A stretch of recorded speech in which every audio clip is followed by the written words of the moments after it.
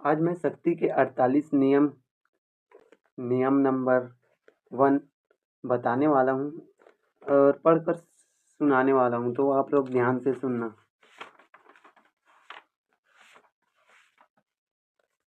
और अगर आप मेरे इस चैनल पे नए हो गए तो प्लीज़ मेरे चैनल को सब्सक्राइब ज़रूर कर लेना।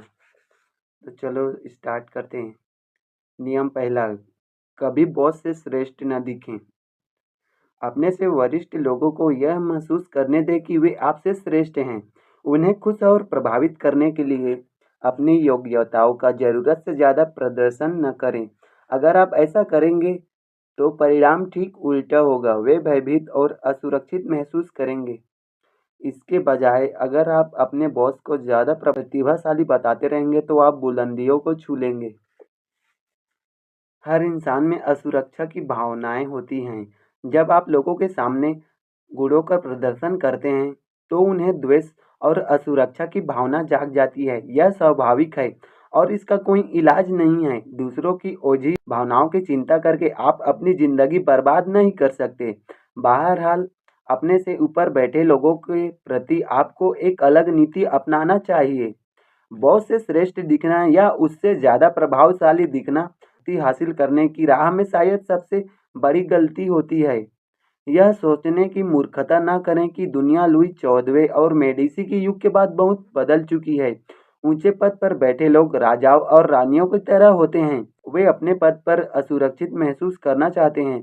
बुद्धि, वाक्चातुर्य और आकर्षण के मामले में वे अपने आसपास के लोगों से श्रेष्ठ दिखना चाहते हैं।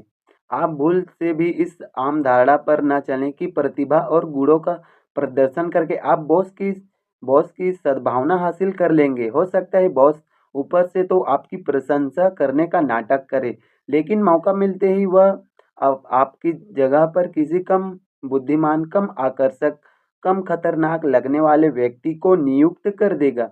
आपको यह जान लेना चाहिए कि इस नियम के दो पहलू हैं। पहली बात, हो सकता है कि कोशिश किए बिना ही अपने बॉस से श्रेष्ठ या ज़्यादा दीप्यमान दिखते हो। बहरहाल, कुछ बॉस दूसरों से ज़्यादा असुरक्षित महसूस करते हैं। हो सकता है कि अपने आकर्षण और गुणों की बदौलत आप बिना कुछ किए ही उनसे ज़्यादा प्रभावशाली दिखते हों। अगर आप अपने आकर्षण को कम न करना चाहें तो भी कम से कम आपको आत्म प्रदर्शन के इस दैत्य से बचना चाहिए और बॉस के साथ रहते समय अपने अच्छे गुणों को दबाने का तरीका खोजना चाहिए। दूसरी बात, यह कभी न माने कि चूंकि बॉस आपसे प्रेम करता है इसलिए आप अपनी मर्जी का हर काम कर सकते हैं। ऐसे कई प्रिय पात्रों या मुंह चढ़े लोगों पर किताबें लिखी जा सकती है जिन्होंने यह मान लिया था कि वे हमेशा बॉस की नज़रों में चढ़े रहेंगे, लेकिन बॉस से ज़्यादा चमकने के कारण वे उसकी नज़रों से गिर गए। अपने बॉस से श्रेष्ठ दिखने के खतरे को जानने के बाद आप इस नियम से लाभ उठा सकते हैं।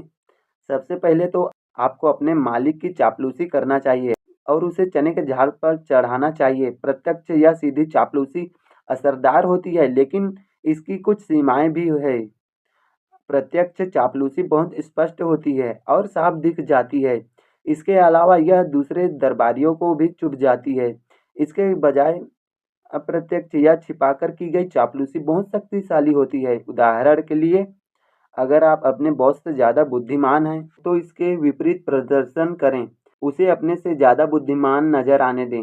मूर्खता का अभिनय करें। ऐसा दिखावा करें जैसे आपको उसकी विशेषतापूर्ण सलाह की ज़रूरत है। ऐसे हानि रहित गलतियां करें जिनसे आपको आगे चलकर नुकसान न पहुंचे, लेकिन जिनके कारण आपको उसकी मदद मांगने का अवसर मिले। हर बॉस को अपने ज्ञान का प्रदर्शन करना अच्छा लगता है। अगर आप अपने बॉस के अनुभव के खजाने से सलाह नहीं मांगोगे तो वह आपके प्रति आक्रोश और दुर्भावना रख सकता है। अगर आपके विचार अपने बॉस के विचारों से ज़्यादा रचनात्मक है तो सबके सामने उनका श्रेय उसे ही दें। सबको यह स्पष्ट बता दें कि आपकी सलाह दरअसल बॉस की सलाह की प्रतिध्वनि मात्र है। अगर आप अपने बॉस से ज़्यादा सामाजिक और उदार हैं तो आपको सावधान रहना चाहिए। इस बात का ध्यान रखें कि आपका बॉस सूर्य है और आपको उसकी चमक रोकने वाला बादल नहीं बनना है। सबके सामने हमेशा बॉस को सूर्य साबित करते रहें।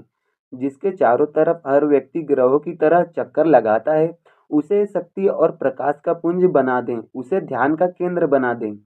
इन सभी मामलों में अपने गुणों को छिपाना कमजोरी नहीं है, क्योंकि इसके परिणाम स्वरूप आपको शक्ति हासिल होती है।